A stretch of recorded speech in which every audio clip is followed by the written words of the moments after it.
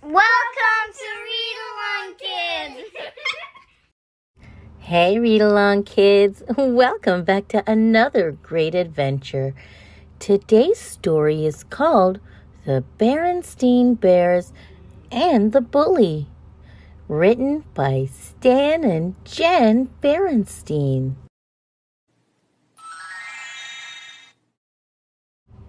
If a cub gets beat up, that's usually when she vows to make sure it doesn't happen again. One day, Mama, Papa, and Brother Bear were busy in the yard when Sister Bear came home crying. Her face was scratched and dirty, and her clothes was torn. "What happened to you?" asked Mama. "Please tell us," said Papa. Brother couldn't believe how beat up Sister looked. Her jumper and blouse were torn. Her face and fur were a mess. Even her pink bow was drooping. "Did you fall?" asked Mama. Sister shook her head no. "Was there an accident?" asked Papa. Once again she shook her head no. "I think I can tell you what happened," said Brother. "It looks to me like somebody beat her up." "Beat her up? That's outrageous," said Papa. "Who in the world would beat up a sweet little cub like Sister?" said Mama. "A bully might," said Brother. That's when Sister stopped her crying long enough to get some words out. "Brother's right," she sobbed. "A no good, nasty, rotten bully beat me up, and for no reason." Just the thought of it made her so angry that she started to cry all over again. Mama and Papa helped Sister up the steps and into the house. After a drink of water, she calmed down enough to tell them what had happened. "Lizzie, Queenie, and I were playing tag at the playground when this new cub, a no-good bully named Tuffy, stuck out a foot and tripped me. So I got up and said, 'Why don't you watch where you put your feet?' Before I knew what was happening, it was a pow, bam, whammo, and I was flat on my back with this Tuffy character sitting on my chest, rubbing dirt in my face." "Outrageous," roared Papa. "Where's my hat?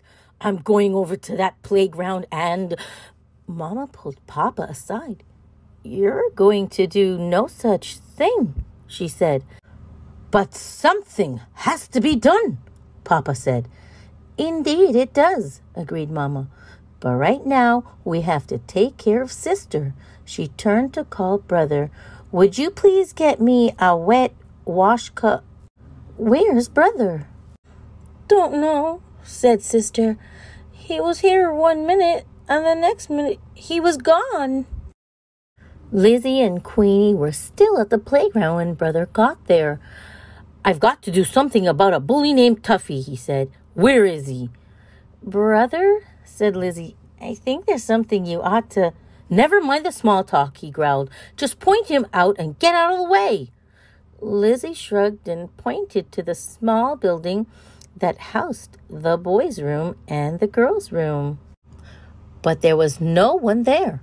No one, that is, but a little girl who was coming out of the girls' room. But hold everything.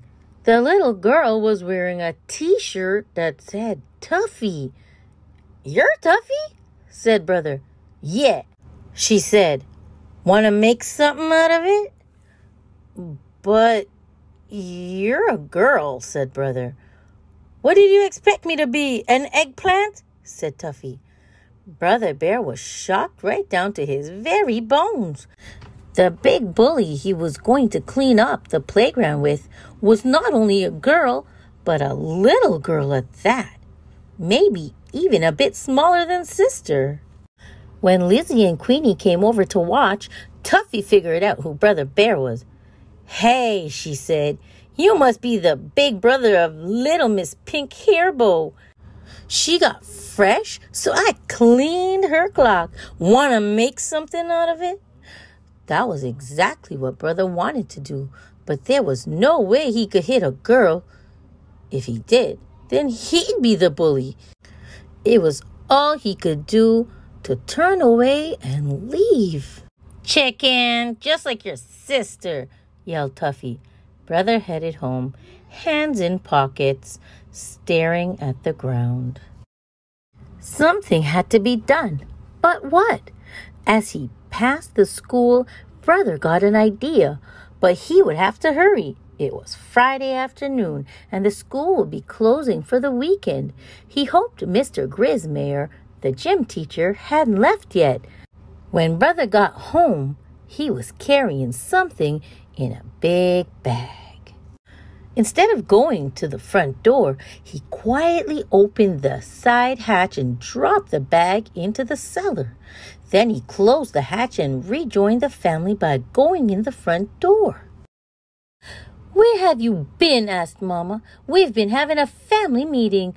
I was just checking out the playground," Brother said. "And no doubt you found out that Tuffy is a girl," said Mama. "We've been discussing the situation and have pretty much decided that the best thing for Sister to do is simply to avoid this awful Tuffy person. But if she still has trouble, we'll report it to the principal. What do you think of the plan?" "It's okay," said Brother, "but Sister's the one that got beat up. What does she think?" "It's okay, I guess," said Sister, "but what I really like to do is to punch that Tuffy's nose right through her face, then kick her in the shin, then knock her down and—" "Now, Sister," said Mama, "we've been through all of that." "Good," thought Brother. "Sister and I are on the same wavelength." Before dinner, Brother passed Sister a note.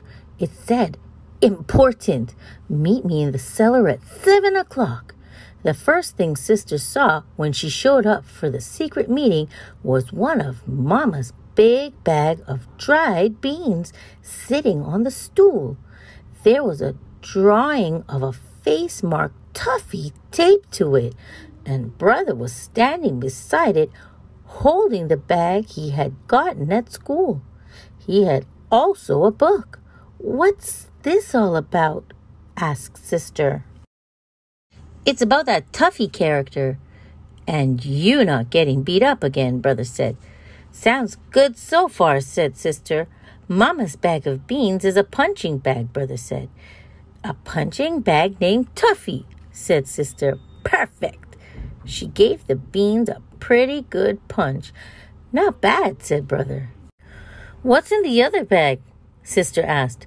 "Boxing gloves," Brother said. "And this book is called The Art of Self-Defense." "Where did you get all this stuff?" asked Sister. "From Mr. Grismayer.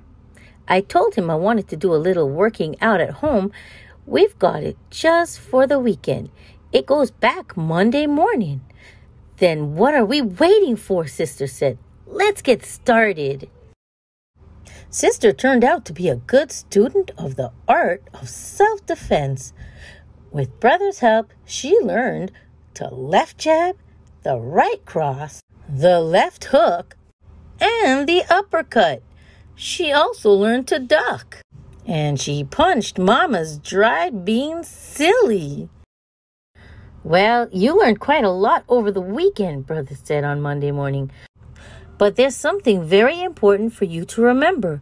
You still have to avoid Tuffy. She's a mean little thing. She was even ready to take me on." "Don't worry," said Sister. "I can still feel where she socked me on the jaw." Sister did a good job of avoiding Tuffy. She avoided her all day Monday and all day Tuesday. But at recess on Wednesday, Tuffy did something so mean and nasty that Sister just had to do something. Tuffy was throwing stones at a baby bird that couldn't fly yet. "Stop that, you bully," shouted Sister. "You'll hurt that baby bird."